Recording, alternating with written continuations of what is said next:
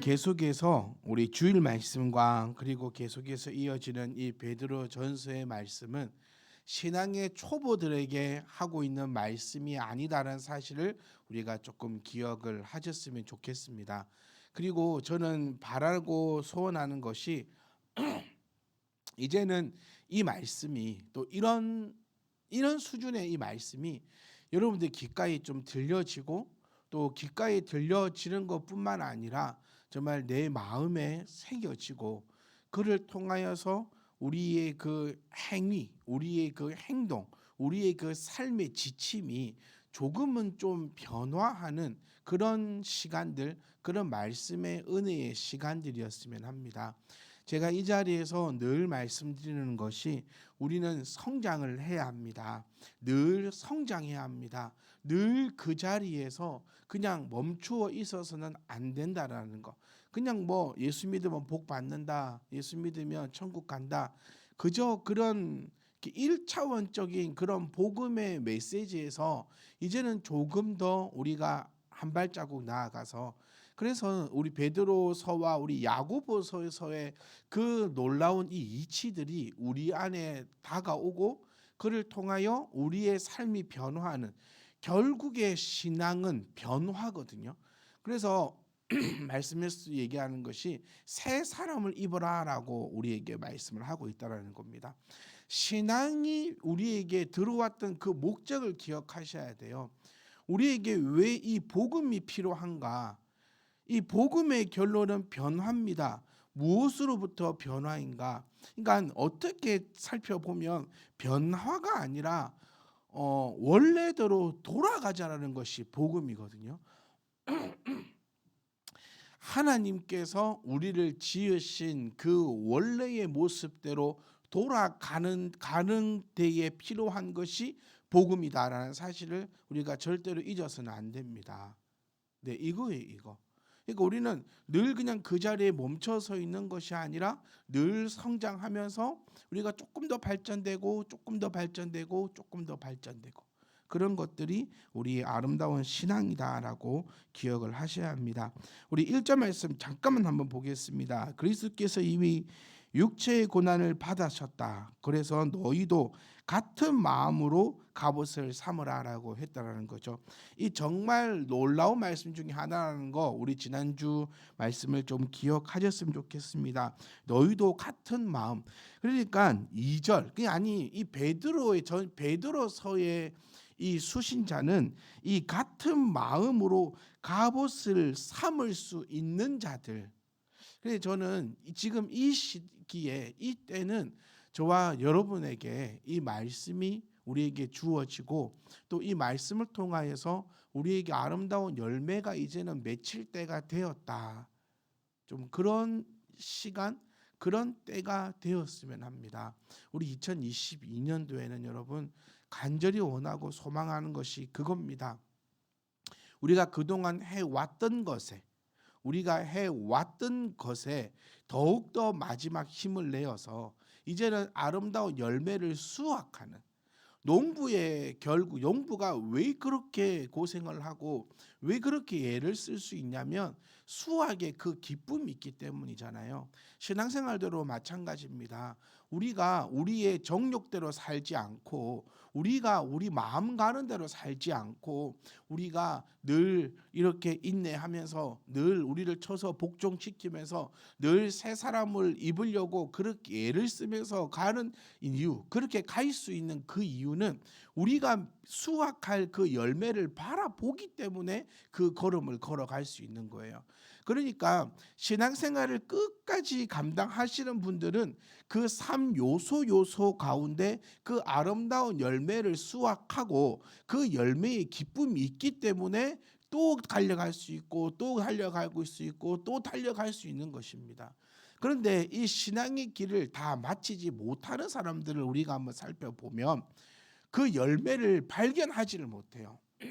그 열매를 이렇게 수확하는 그 기쁨을 느끼지를 못하니까 가다가 그냥 멈추어 버리거나 중간에 쓰러지고 넘어질 수밖에 없다는 사실을 우리는 기억을 하셔야 합니다. 그래서 여러분, 우리는 이제 육체의 고난을 받는 자는 이제 우리가 주님과 함께 그 고통에, 그 고난에 동참했다. 다시 말하면 주님을 믿는 그 믿음을 통하여서 우리는, 우리의 죄는 이제 그쳐졌다라는 겁니다. 이제 그 후가 되는 거예요.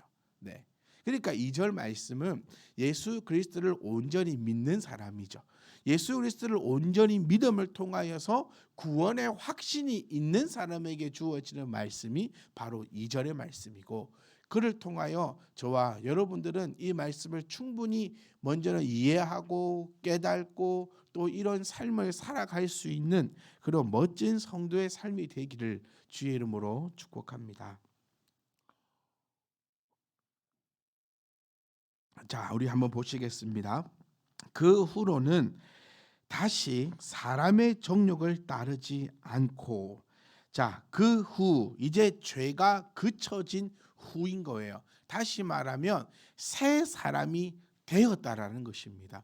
다시 말하면 이제 나의 이 육체가, 육과 영이 하나님을 통하여서 온전함을 입었다. 이제 그 후를 얘기하는 겁니다.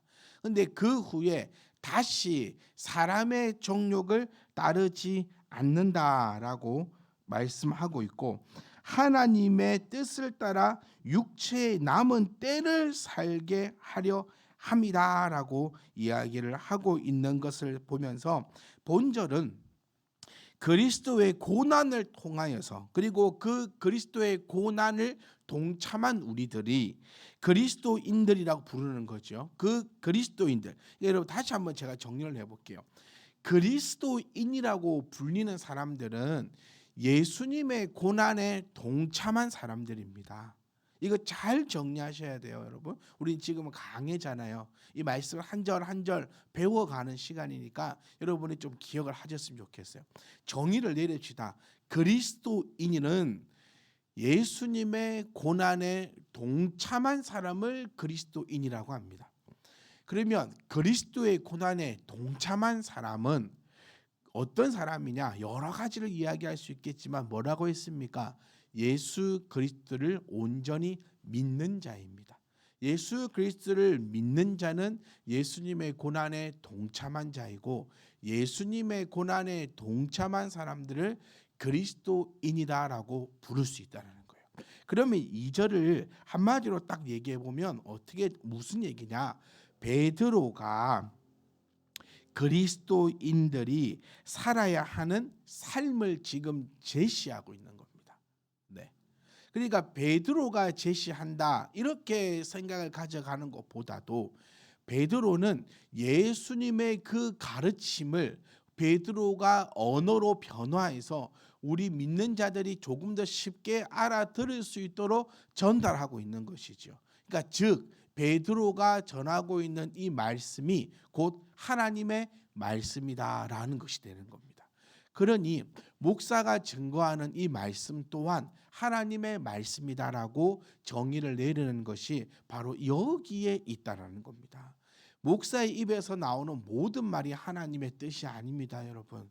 이거 사세요라고 하는 것은, 목사가 이거 한번 살볼까요라고 하는 얘기는 하나님의 뜻, 하나님의 음성이 아닙니다.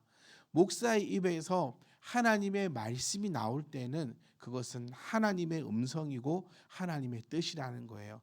왜냐하면 목사는 하나님의 제자이니까요.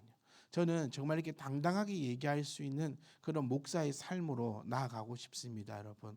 그래서 가장 신앙에 중요한 것은 서로가 신뢰하는 것입니다. 하나님을 신뢰하고 교회를 신뢰하고 나아가서 목사를 신뢰하고 성도를 신뢰한다면 가르치는 이 말씀을 성도님들이 삐딱하게 받을 이유도 없는 것이고, 또 그렇게 받았던 그 말씀을 그대로 살려고 노력하면서 나아가는 그 삶이 그리스도인의 멋진 삶이다. 그래서 베드로가 지금 증거하고 있는 이 말씀은 하나님의 말씀이요, 이 하나님의 말씀을 가지고 증거하고 있는 목사의 말이 하나님의 말씀이다라는 사실, 이 원리 안에 들어오셔야지만 여러분의 신앙이 힘들지 않고 어렵지 않습니다.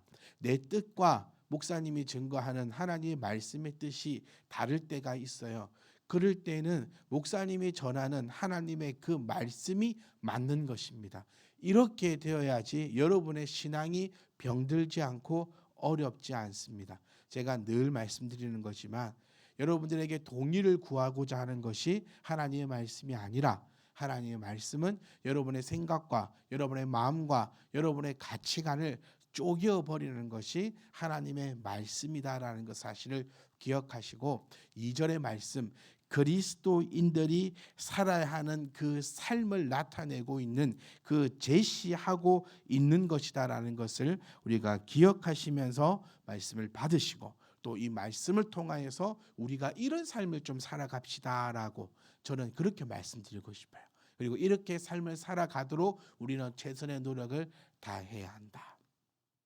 약간 순서를 조금 바꿔서 보셔야 합니다.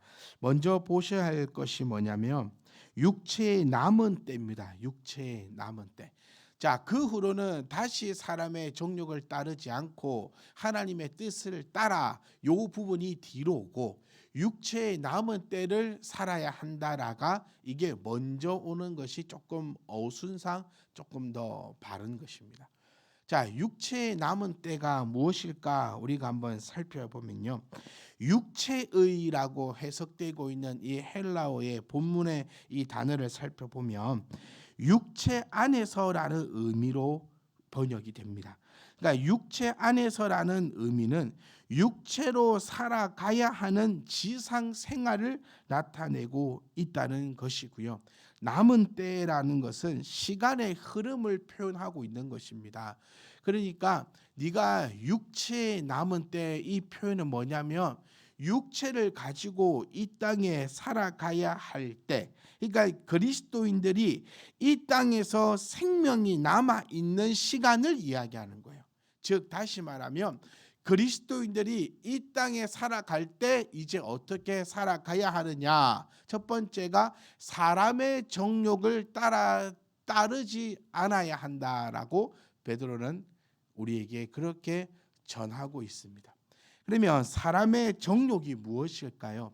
우리는 이 정욕이라는 단어를 성적인 표현으로만 생각하는 경우가 상당히 많은데 여기서 사용되고 있는 이 정욕을 따르지 않는다라는 그 의미는 조금 더 폭넓게 사용될 때는 죄를 따르지 않는다라는 그 표현으로 삼는 것이 훨씬 더 우리에게 유익합니다. 타락한 본성에서 비롯한 모든 죄악의 욕망을 의미하고 있습니다. 뭐 이렇게 표현할 수 있겠죠. 미움, 다툼, 시기, 질투 버리고 이 찬양 기억나시죠? 이것처럼 사람의 타락한 본성, 사람의 본성대로 이제 따라가지 않는 거예요.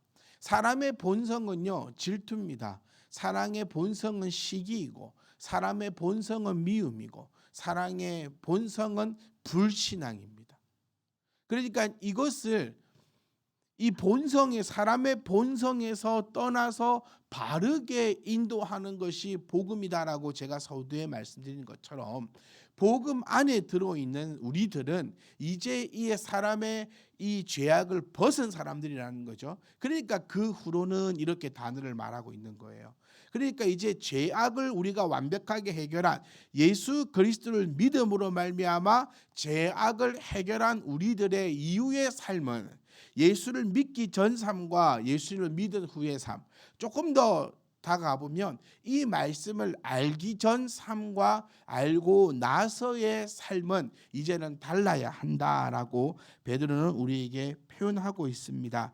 재밌죠? 사람의 정욕과 하나님의 뜻 완전히 지금 강력한 대조를 이루고 있는 것을 우리는 발견할 수 있습니다. 즉 다시 말하면 사람의 정욕을 따라가면요. 사람의 정욕을 따라가면 하나님의 뜻을 따를 수가 없다라는 거죠. 또 하나님의 뜻을 따라가면 사람의 정욕을 따라갈 수가 없게 되는 것입니다. 그럼 우리는 살펴봐야 되겠죠. 그러니까 절대로 우리 주님께서 말씀하신 대로 돈을 사랑함과 하나님을 사랑하면 같이 있을 수가 없다라고 하셨던 말씀이 여기에 그대로 드러난다는 겁니다. 돈을 사랑한다는 것이 무엇을 의미하고 있습니까? 바로 사람의 정욕을 이야기하고 있는 것입니다. 그러니까 사람의 정욕을 따라가면 하나님의 뜻을 따라가지 못한다. 우리는 욕심을 버려야 돼요. 사람의 정욕도 따르고 하나님의 뜻도 따르고 이거는 말이 안 되는 소리입니다. 우리 현재 우리 한국 교회가 아니 많은 그리스도인들이 욕을 먹는 이유가 그거예요. 사람의 정욕도 따라가고 하나님의 뜻도 따라간다라고 하고 있으니 이거 세상 사람들에게 손가락질 받고 욕을 먹는 건 당연한 것입니다. 그러니 우리는 믿지 않는 자들에게 우리가 받을 수 있는 최대한 칭찬이 뭔지 아세요? 예수쟁이다라는 소리입니다. 네. 최대의 칭찬은 뭐냐면 너하고 어울리지 못하겠어라는 소리를 듣는 것이 우리에게 있어서는 최대의 그 칭찬을 받는 것입니다.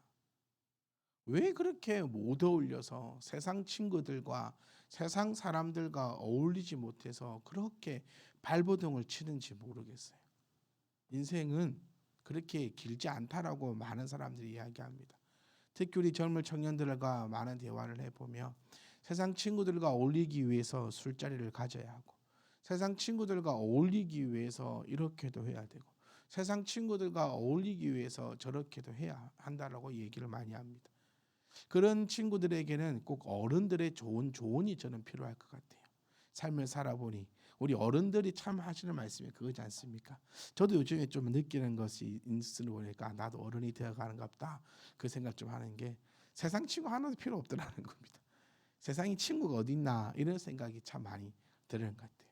우리에게 가장 좋은 친구는 같이 하나님을 찬양하고 하나님의 말씀 안에 있고 같이 하나님을 믿는 우리 이 아름다운 공동체가 우리에게 있어서 가장 좋은 친구다라고 저는 그렇게 표현을 하고 싶습니다. 그러니 세상 사람들에게 인정을 받기 위해서 세상 사람들과 함께하기 위해서 사람의 정욕을 따라가고 또 교회에 오면 교회 사람들과 어울리기 위해서 하나님의 뜻을 따라가는 척을 하는 그 삶은 너무나 힘들고 너무나 어렵고 너무나 아픈 그런 삶일 뿐이라는 사실을 우리가 기억을 하시면서 베드로는 지금 우리에게 정확하게 얘기합니다. 택일입니다. 택일. 사람의 정욕을 따라가든지 하나님의 뜻을 따라가든지. 그런데 믿는 너희들은 어떤 길을 가야 하느냐? 사람의 정욕을 따라가지 말고 하나님의 뜻을 따라가야 하는데 사람의 정욕이라는 게 무엇이냐? 사람의 본성이 갖고 있는 그 죄악된 것이다. 이 죄악된 것이 무엇이냐는 것은 제가 여러분들에게 나열하지 않더니 여기서 이제 신앙의 수준이 저는 나온다라는 거예요. 여러분의 신앙의 연륜이 없고 신앙의 지식이 없다면 이제 이 사람의 정욕이 무엇인지를 제가 다 설명을 해드려야 합니다. 하지만 저는 믿고 저는 바라는 것이 또 저는 또 그렇게 자신하는 것이 저와 여러분들이 몇 년의 그 시간 동안에 이 사람의 본성에서 나오는 죄악들이 무엇인지를 우리는 계속해서 함께 왔습니다. 마태복음 말씀을 가지고 우리는 함께 공부해 왔고 우리는 늘 찬양해 왔으며 이 부분에 대해서 깨우치고 있기 때문에 거기에 대해서는 더 이상 제가 이 자리에서 표현하거나 설명치 않아도 저는 된다라고 이렇게 표현하고 싶습니다. 그래서 이걸 한번 살펴보시면 이제 타락한 본성에서 비롯한 죄악된 욕망을 버리고 이제 하나님의 뜻을 따르는데 이 하나님의 뜻이 뭐냐? 이제 여러 가지잖아요. 그러니까 우리는 되게 중요한 게 이겁니다. 성경에서 말하는 하나님의 뜻이 뭡니까? 라고 질문하면 뭐 온 천지 다 적어도 적을 데가 없을 거예요. 그런데 지금 베드로 전서 4장 2절에서 얘기하고 있는 이 하나님의 뜻이 무엇인가를 이제 우리는 찾아내야 되는 거예요. 그렇죠? 성경에서 말하고 있는 이 하나님의 뜻을 찾아내는 것이 아니고 성경 66권 전체에서 나타내고 있는 그 하나님의 뜻을 나타내고 뜻을 찾아내는 것이 아니죠. 그러니까 성경 전체에서 나타난 하나님의 뜻이 뭐라 했습니까? 한마디로 얘기하면 사랑이다라고 제가 주일날 지금 그렇게 목이 터져라 외치고 있습니다. 그런데 지금 베드로 그러니까 사랑을 가지고 또 이 줄기줄기를 쳐보면 여러 수천 수만 가지를 표현할 수 있겠지만 오늘 우리는 베드로전서 4장 2절에서 나오는 이 하나님의 뜻은 문맥상 보셔야 됩니다. 뭐겠습니까? 지금 2절의 문맥을 우리가 살펴보면 하나님의 뜻은 죄를 그치고 부끄러운 죄악들을 행하지 않는 것이 하나님의 뜻입니다. 자, 정리해 볼까요? 육체의 남은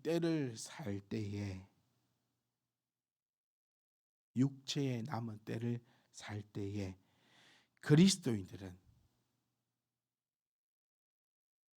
인간의 타락한 본성에서 비롯된 죄악을 벗어버리고 하나님의 뜻을 행하여야 하는데 그 하나님의 뜻은 더 이상 죄를 짓지 않고 부끄러운 죄악들을 행하지 않는 것이 하나님의 뜻이다라고 표현하는 것이 2절의 해석입니다.